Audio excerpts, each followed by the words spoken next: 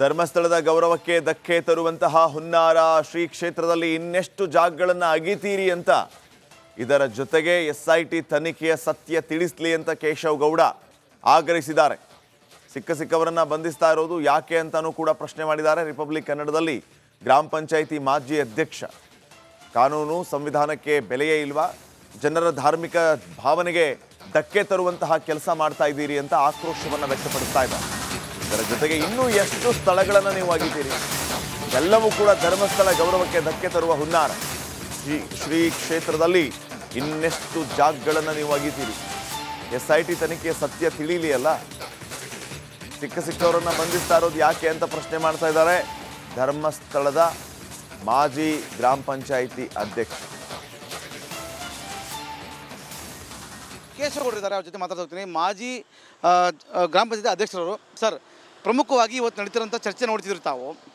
ಒಂದಿಷ್ಟು ಕಳೆಬರ ಸಿಗುತ್ತೆ, ತಲೆಬುಡೆ ಇದೆ, ಸಾವಿರಾರು ಶವಗಳನ್ನು ಹೂತಾಕಿದ್ದೀನಿ, ತೋರಿಸ್ತೀನಿ ಅಂತಕ್ಕಂಥ ಮುಂದೆ ಬಂದಿರುವಂಥದ್ದು ಒಂದಿಷ್ಟು ಚರ್ಚೆ ಪರ ವಿರೋಧ ನಡೀತಿದೆ. ಈ ಬಗ್ಗೆ ಏನು ಹೇಳ್ತೀರಿ ಸರ್? ಚರ್ಚೆ ಪರ ವಿರೋಧಕ್ಕಿಂತ ಮುಖ್ಯವಾಗಿ ಇಲ್ಲಿ ಇವತ್ತು ಬಹಳಷ್ಟು ಅನಾಮಿಕ ವ್ಯಕ್ತಿ ತೋರಿಸಿದಂಥ ಸ್ಥಳ ಇದೆಯಲ್ಲ. ನಾನು ಸ್ವಲ್ಪ ವರ್ಷಕ್ಕೆ ಹಿಂದೆ ಇಲ್ಲಿ ಹೂತು ಹಾಕಿದ್ದೇನೆ. 15ರಿಂದ 16 ವರ್ಷದ ಹುಡುಗಿದ್ದು ಬ್ಯಾಗ್ ಸಮೇತ ಹೂತು ಹಾಕಿದ್ದೇನೆ ಅಂತ ಹೇಳುವಂಥದ್ದನ್ನು ಭಾಳ ಪ್ರಥಮದಿಂದ ಹೇಳ್ತಿದ್ದೇನೆ. ಅದಕ್ಕೊಬ್ಬ ಇನ್ನೊಬ್ಬ ದೂರುದಾರ ಸೇರಿಕೊಂಡು ಆ ಸ್ಥಳವನ್ನು ನಾನು ನೋಡಿದ್ದೇನೆ, ಅಲ್ಲಿ ಹೂತು ಹಾಕಿದ್ದನ್ನು ನೋಡಿದ್ದೇನೆ ಅಂತ ಹೇಳೋದನ್ನು ಅವರು ಕೂಡ ಹೇಳಿದರು. ಇವತ್ತು ಇಲ್ಲಿ ಬಂದು ಅಗ್ದು ಆಯಿತು, ಏನು ಸಿಕ್ಕಿತು? ಬ್ಯಾಗೂ ಇಲ್ಲ, ಹೆಣವೂ ಇಲ್ಲ, ತಲೆ ಬುರುಡೆಯೂ ಇಲ್ಲ. ಹಾಗೆ ಅಂತ ಹೇಳಿದರೆ ಈ ಪರಿಸ್ಥಿತಿ ಇಲ್ಲಿವರೆಗೆ ಮುಟ್ಬೋದು ಅಂತ ಹೇಳುವಂಥ ಆತಂಕ ನಮ್ಮಲ್ಲಿ ಮನೆ ಮಾಡಿದೆ. ಈಗ ಹೀಗೆ ಹೇಳ್ತಾ ಹೋಗಿ ನಾನು ಅಲ್ಲಿ ಹೂತಿದ್ದೇನೆ, ಇಲ್ಲಿ ಹೂತಿದ್ದೇನೆ ಅಂತ ಹೇಳಿ ಇನ್ನು ನಾಳೆ ಎಲ್ಲಿಗೆ ಹೋಗ್ತಾರೆ ಅಂತ ಹೇಳುವಂಥದ್ದು ಗ್ರಾಮಸ್ಥರಲ್ಲಿ ಆತಂಕ ಮೂಡ್ತಾ ಇದೆ. ಯಾಕೆ ಅಂತ ಹೇಳಿದರೆ ಇಂಥದ್ದೇ ನಡೀತಾ ಹೋದರೆ ದಿನಾಲೂ ಇಲ್ಲಿ ಗುಂಡಿಗಳನ್ನು ತೋಡುವಂಥದ್ದು, ದಿನಾಲೂ ಇಲ್ಲಿ ಈ ರೀತಿ ಮಾಡ್ತಾ ಹೋದರೆ ಎಷ್ಟು ಸಕ್ಸಸ್ ಆಗ್ಬೋದು ಇದರಲ್ಲಿ ಅಂತ ಹೇಳುವಂಥದ್ದು ನಾವು ಮನಗಾಣಬೇಕು. ಯಾಕೆ ಪ್ರಮುಖವಾಗಿ ಯಾಕೆ ಈ ರೀತಿ ಕೆಲಸ ಆಗ್ತದೆ ಇಲ್ಲಿ? ಯಾಕೆ ಜನ ಈ ಥರ ಮಾತಾಡ್ತಾ ಇದ್ದಾರೆ? ಪರ ವಿರೋಧ ಕಾಮೆಂಟ್ಗಳು ಫೇಸ್ಬುಕ್ಕು, ವಾಟ್ಸಪ್ಪು, ಇನ್ಸ್ಟಾಗ್ರಾಮ್ ಈ ರೀತಿ ಆಗ್ತಾ ಇರುವಂಥದ್ದು ಯಾಕೆ ಇದೆಲ್ಲ ಅಂತ ನೋಡಿ. ಇಲ್ಲಿ ಸತ್ಯದ ಪರವಾಗಿ ಯಾರು ಮಾತಾಡಲಿಕ್ಕಿಲ್ಲ. ಎಲ್ಲ ಸುಳ್ಳು ಹೇಳಿದರೆ ಅವನು ಒಳ್ಳೆಯವನು. ಮತ್ತು ಇಲ್ಲಿ ಧರ್ಮಸ್ಥಳದಲ್ಲಿ ಅತ್ಯಾಚಾರ ಆಗ್ತಿದೆ, ಅನಾಚಾರ ಆಗ್ತಿದೆ, ದರೋಡೆಕೋರ ಆಗ್ತಿದೆ, ಇಲ್ಲಿ ರೇಪ್ ಮಾಡ್ತಾರೆ, ಬಿಸಾಕ್ತಾರೆ ಅಂತ ಹೇಳಬೇಕು ಅಂತ ಹೇಳುವಂಥ ವಾತಾವರಣವನ್ನು ನಿರ್ಮಾಣ ಮಾಡಿದ್ದಾರೆ. ಬಹುಶಃ ಈಗ ಜನರಿಗೆಲ್ಲ ಸತ್ಯ ಅರ್ಥ ಆಗಿದೆ. ನಿಮ್ಮ ಮಾಧ್ಯಮದ ಮೂಲಕದಲ್ಲಿ ಕೂಡ ಇದು ಗೊತ್ತಾಗ್ತಾ ಇದೆ. ಇವತ್ತು ಏನಾಗ್ತಿದೆ ಅಂತ ಹೇಳಿದರೆ ಸತ್ಯ ಜನರಿಗೆ ಹೊರಗೆ ಬರುವಾಗ ಜನರೆಲ್ಲ ಒಂದು ಥರ ಬುದ್ಧಿವಂತರಾಗಿದ್ದಾರೆ. ಮಾಧ್ಯಮದವರೆಲ್ಲ ಒಂದು ಥರ ಇವತ್ತು ಸತ್ಯವನ್ನು ಹೊರಗಡೆ ಹಾಕ್ತಾ ಇದ್ದಾರೆ. ಇಲ್ಲಿ ಅಂಥದ್ದು ಏನೂ ಇಲ್ಲ, ಸುಮ್ಮನೆ ಹೇಳ್ತಿದ್ದಾರೆ, ಒಂಥರ ಭಯಭೀತ ವಾತಾವರಣವನ್ನು ಇಲ್ಲಿ ನಿರ್ಮಾಣ ಮಾಡ್ತಿದ್ದಾರೆ ಅಂತ ಹೇಳುವುದನ್ನು ಇಲ್ಲಿ ಜನರಿಗೆ ಅರ್ಥ ಆಗಿದೆ. ಸತ್ಯ ಹೊರಗಡೆ ಬರ್ತಿದೆ.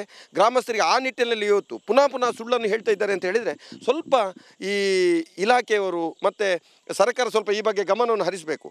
ಭಾಳಷ್ಟು ಸೀರಿಯಸ್ ಆದಂಥ ವಿಚಾರ ಇದು.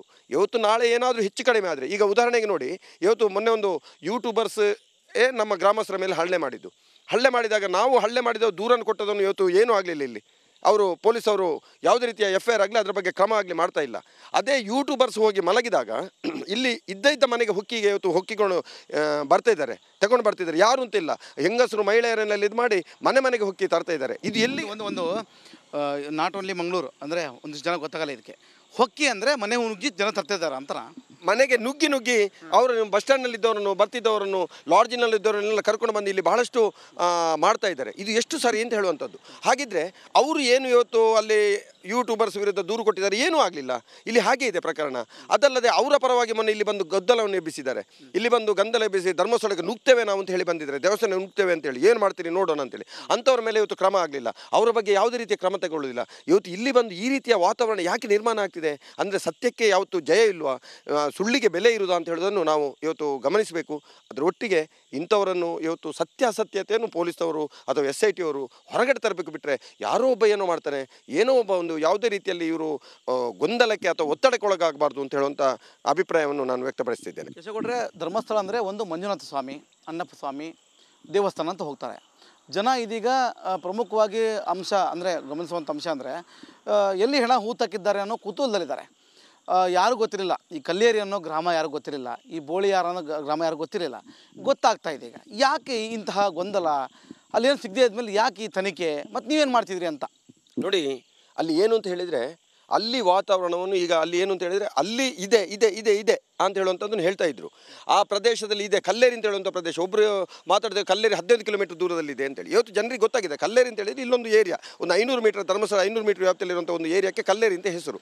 ಅಂತಹ ಸ್ಥಳದಲ್ಲಿ ಬಂದು ಇವತ್ತು ಹೆಣವು ಅದು ಪಬ್ಲಿಕ್ ಪ್ಲೇಸ್. ಇದಿಷ್ಟು ಗ್ರಾಮ ಪಂಚಾಯತಿಯ ಮಾಜಿ ಅಧ್ಯಕ್ಷರಂತಹ ಕೇಶಗೌಡರ ಮಾತು ಅಂತ ಹೇಳ್ಬೋದು. ಯಾವುದೇ ರೀತಿಯ ಪ್ರಕರಣಗಳು ನಡೆದರೂ ಕೂಡ ಬಡವರ ಮಕ್ಕಳು ಇಲ್ಲಿ ಕೆಲಸ ಮಾಡುವಂಥ ಜನರನ್ನು ಮನೆಯಿಂದ ಹೊರತಂದು ಈಗ ಸ್ಟೇಷನಲ್ಲಿ ತಂದಿದ್ದಾರೆ. ಆದ ಪ್ರಮುಖ ಗಲಾಟೆಗೆ ಇವರನ್ನು ಹೊಣೆ ಮಾಡಿದ್ದಾರೆ ಅನ್ನೋಂಥದ್ದು ಮಾತು ಇವ್ರದ್ದು ಅಂತ ಹೇಳ್ಬೋದು. ಕ್ಯಾಮರಾ ಪರ್ಸನ್ ಚಿರಾಗ್ ಜೊತೆ ಮಾರುತಿ, BM ರಿಪಬ್ಲಿಕ್ ಕನ್ನಡ, ಧರ್ಮಸ್ಥಳ. ಧರ್ಮಸ್ಥಳದ ಗೌರವಕ್ಕೆ ಧಕ್ಕೆ ತರುವಂತಹ ಹುನ್ನಾರ ಶ್ರೀ ಕ್ಷೇತ್ರದಲ್ಲಿ ಇನ್ನೆಷ್ಟು ಜಾಗಗಳನ್ನು ಅಗಿತೀರಿ ಅಂತ, ಇದರ ಜೊತೆಗೆ SIT ತನಿಖೆಯ ಸತ್ಯ ತಿಳಿಸಲಿ ಅಂತ ಕೇಶವ್ ಗೌಡ ಆಗ್ರಹಿಸಿದ್ದಾರೆ. ಸಿಕ್ಕವರನ್ನ ಬಂಧಿಸ್ತಾ ಇರೋದು ಯಾಕೆ ಅಂತಾನೂ ಕೂಡ ಪ್ರಶ್ನೆ ಮಾಡಿದ್ದಾರೆ. ರಿಪಬ್ಲಿಕ್ ಕನ್ನಡದಲ್ಲಿ ಗ್ರಾಮ ಪಂಚಾಯಿತಿ ಮಾಜಿ ಅಧ್ಯಕ್ಷ, ಕಾನೂನು ಸಂವಿಧಾನಕ್ಕೆ ಬೆಲೆಯೇ ಇಲ್ವಾ, ಜನರ ಧಾರ್ಮಿಕ ಭಾವನೆಗೆ ಧಕ್ಕೆ ತರುವಂತಹ ಕೆಲಸ ಮಾಡ್ತಾ ಇದ್ದೀರಿ ಅಂತ ಆಕ್ರೋಶವನ್ನು ವ್ಯಕ್ತಪಡಿಸ್ತಾ ಇದ್ದಾರೆ. ಇದರ ಜೊತೆಗೆ ಇನ್ನೂ ಎಷ್ಟು ಸ್ಥಳಗಳನ್ನು ನೀವು ಅಗಿತೀರಿ, ಎಲ್ಲವೂ ಕೂಡ ಧರ್ಮಸ್ಥಳ ಗೌರವಕ್ಕೆ ಧಕ್ಕೆ ತರುವ ಹುನ್ನಾರ. ಶ್ರೀ ಕ್ಷೇತ್ರದಲ್ಲಿ ಇನ್ನೆಷ್ಟು ಜಾಗಗಳನ್ನು ನೀವು ಅಗಿತೀರಿ, SIT ತನಿಖೆಯ ಸತ್ಯ ತಿಳಿಲಿ ಅಲ್ಲ. ಸಿಕ್ಕವರನ್ನ ಬಂಧಿಸ್ತಾ ಇರೋದು ಯಾಕೆ ಅಂತ ಪ್ರಶ್ನೆ ಮಾಡ್ತಾ ಇದ್ದಾರೆ ಧರ್ಮಸ್ಥಳದ ಮಾಜಿ ಗ್ರಾಮ ಪಂಚಾಯಿತಿ ಅಧ್ಯಕ್ಷ ಕೇಶಗೌಡರು ಇದ್ದಾರೆ. ಅವ್ರ ಜೊತೆ ಮಾತಾಡ್ತಾ ಮಾಜಿ ಗ್ರಾಮ ಪಂಚಾಯತಿ ಅಧ್ಯಕ್ಷರವರು. ಸರ್, ಪ್ರಮುಖವಾಗಿ ಇವತ್ತು ನಡೀತಿರೋಂಥ ಚರ್ಚೆ ನೋಡ್ತಿದ್ರು ತಾವು. ಒಂದಿಷ್ಟು ಕಳೆಬರ ಸಿಗುತ್ತೆ, ತಲೆಬುಡೆ ಇದೆ, ಸಾವಿರಾರು ಶವಗಳನ್ನು ಹೂತಾಕಿದ್ದೀನಿ, ತೋರಿಸ್ತೀನಿ ಅಂತಕ್ಕಂಥ ಮುಂದೆ ಬಂದಿರುವಂಥದ್ದು ಒಂದಿಷ್ಟು ಚರ್ಚೆ ಪರ ವಿರೋಧ ನಡೀತಿದೆ. ಈ ಬಗ್ಗೆ ಏನು ಹೇಳ್ತೀರಿ ಸರ್? ಚರ್ಚೆ ಪರ ವಿರೋಧಕ್ಕಿಂತ ಮುಖ್ಯವಾಗಿ ಇಲ್ಲಿ ಇವತ್ತು ಬಹಳಷ್ಟು ಅನಾಮಿಕ ವ್ಯಕ್ತಿ ತೋರಿಸಿದಂಥ ಸ್ಥಳ ಇದೆಯಲ್ಲ. ನಾನು ಸ್ವಲ್ಪ ವರ್ಷಕ್ಕೆ ಹಿಂದೆ ಇಲ್ಲಿ ಹೂತು ಹಾಕಿದ್ದೇನೆ. 15ರಿಂದ 16 ವರ್ಷದ ಹುಡುಗಿದ್ದು ಬ್ಯಾಗ್ ಸಮೇತ ಹೂತು ಹಾಕಿದ್ದೇನೆ ಅಂತ ಹೇಳುವಂಥದ್ದನ್ನು ಭಾಳ ಪ್ರಥಮದಿಂದ ಹೇಳ್ತಿದ್ದೇನೆ. ಅದಕ್ಕೊಬ್ಬ ಇನ್ನೊಬ್ಬ ದೂರುದಾರ ಸೇರಿಕೊಂಡು ಆ ಸ್ಥಳವನ್ನು ನಾನು ನೋಡಿದ್ದೇನೆ, ಅಲ್ಲಿ ಹೂತು ಹಾಕಿದ್ದನ್ನು ನೋಡಿದ್ದೇನೆ ಅಂತ ಹೇಳೋದನ್ನು ಅವರು ಕೂಡ ಹೇಳಿದರು. ಇವತ್ತು ಇಲ್ಲಿ ಬಂದು ಅಗ್ದು ಆಯಿತು, ಏನು ಸಿಕ್ಕಿತು?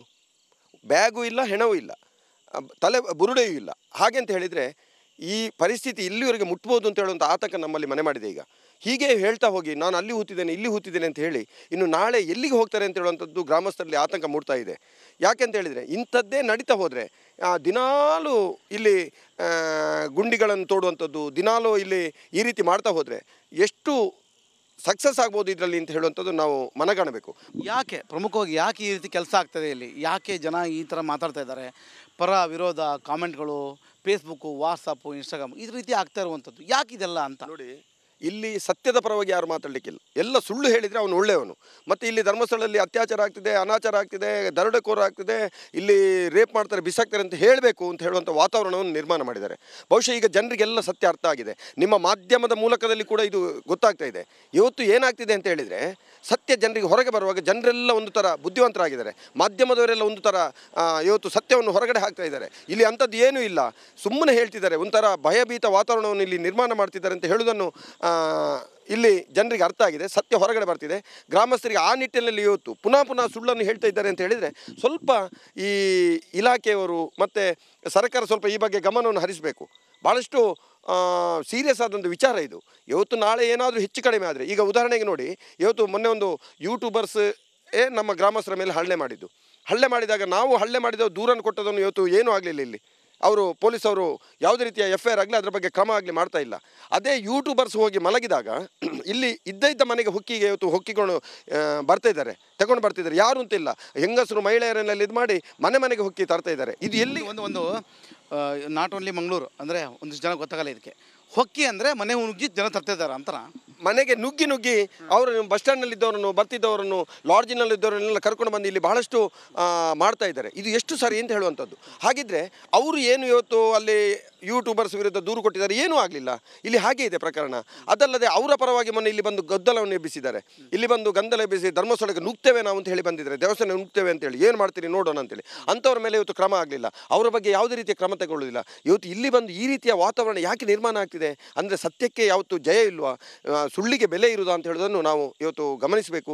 ಅದರ ಒಟ್ಟಿಗೆ ಇಂಥವರನ್ನು ಇವತ್ತು ಸತ್ಯಾಸತ್ಯತೆಯನ್ನು ಪೊಲೀಸವರು ಅಥವಾ SIT ಅವರು ಹೊರಗಡೆ ತರಬೇಕು. ಬಿಟ್ಟರೆ ಯಾರೋ ಒಬ್ಬ ಏನೋ ಮಾಡ್ತಾನೆ, ಏನೋ ಒಬ್ಬ ಒಂದು ಯಾವುದೇ ರೀತಿಯಲ್ಲಿ ಇವರು ಗೊಂದಲಕ್ಕೆ ಅಥವಾ ಒತ್ತಡಕ್ಕೊಳಗಾಗಬಾರ್ದು ಅಂತ ಹೇಳುವಂಥ ಅಭಿಪ್ರಾಯವನ್ನು ನಾನು ವ್ಯಕ್ತಪಡಿಸ್ತಿದ್ದೇನೆ. ಕೇಶಗೌಡ್ರೆ, ಧರ್ಮಸ್ಥಳ ಅಂದರೆ ಒಂದು ಮಂಜುನಾಥ ಸ್ವಾಮಿ, ಅಣ್ಣಪ್ಪ ಸ್ವಾಮಿ ದೇವಸ್ಥಾನ ಅಂತ ಹೋಗ್ತಾರೆ. ಜನ ಇದೀಗ ಪ್ರಮುಖವಾಗಿ ಅಂಶ ಅಂದರೆ ಗಮನಿಸುವಂಥ ಅಂಶ ಅಂದರೆ ಎಲ್ಲಿ ಹೆಣ ಹೂತಕ್ಕಿದ್ದಾರೆ ಅನ್ನೋ ಕುತೂಹಲದಲ್ಲಿದ್ದಾರೆ. ಯಾರು ಗೊತ್ತಿರಲಿಲ್ಲ, ಈ ಕಲ್ಲೇರಿ ಅನ್ನೋ ಗ್ರಾಮ ಯಾರು ಗೊತ್ತಿರಲಿಲ್ಲ, ಈ ಬೋಳಿಯಾರ ಅನ್ನೋ ಗ್ರಾಮ ಯಾರು ಗೊತ್ತಿರಲಿಲ್ಲ. ಗೊತ್ತಾಗ್ತಾ ಇದೆ ಈಗ ಯಾಕೆ ಇಂತಹ ಗೊಂದಲ, ಅಲ್ಲೇನು ಸಿಗದೇ ಇದ್ಮೇಲೆ ಯಾಕೆ ಈ ತನಿಖೆ, ಮತ್ತು ನೀವೇನು ಮಾಡ್ತಿದ್ರಿ ಅಂತ.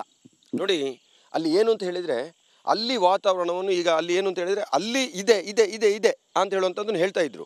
ಆ ಪ್ರದೇಶದಲ್ಲಿ ಇದೆ ಕಲ್ಲೇರಿ ಅಂತ ಹೇಳುವಂಥ ಪ್ರದೇಶ. ಒಬ್ಬರು ಮಾತಾಡಿದ್ರೆ ಕಲ್ಲೇರಿ 15 ಕಿಲೋಮೀಟರ್ ದೂರದಲ್ಲಿದೆ ಅಂತೇಳಿ. ಇವತ್ತು ಜನರಿಗೆ ಗೊತ್ತಾಗಿದೆ ಕಲ್ಲೇರಿ ಅಂತ ಹೇಳಿದರೆ ಇಲ್ಲೊಂದು ಏರಿಯಾ, ಒಂದು 500 ಮೀಟರ್ ಧರ್ಮಸ್ಥಳ 500 ಮೀಟರ್ ವ್ಯಾಪ್ತಿಯಲ್ಲಿರುವಂಥ ಒಂದು ಏರಿಯಾಕ್ಕೆ ಕಲ್ಲೇರಿ ಅಂತ ಹೆಸರು. ಅಂತಹ ಸ್ಥಳದಲ್ಲಿ ಬಂದು ಇವತ್ತು ಹೆಣ ಅದು ಪಬ್ಲಿಕ್ ಪ್ಲೇಸ್.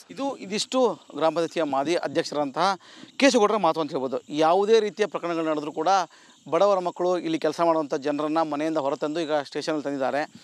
ಆದ ಪ್ರಮುಖ ಗಲಾಟೆಗೆ ಇವರನ್ನು ಹೊಣೆ ಮಾಡಿದ್ದಾರೆ ಅನ್ನೋಂಥದ್ದು ಮಾತು ಇವ್ರದ್ದು ಅಂತ ಹೇಳ್ಬೋದು. ಕ್ಯಾಮರಾ ಪರ್ಸನ್ ಚಿರಾಜ್ ಜೊತೆ ಮಾರುತಿ BM ರಿಪಬ್ಲಿಕ್ ಕನ್ನಡ.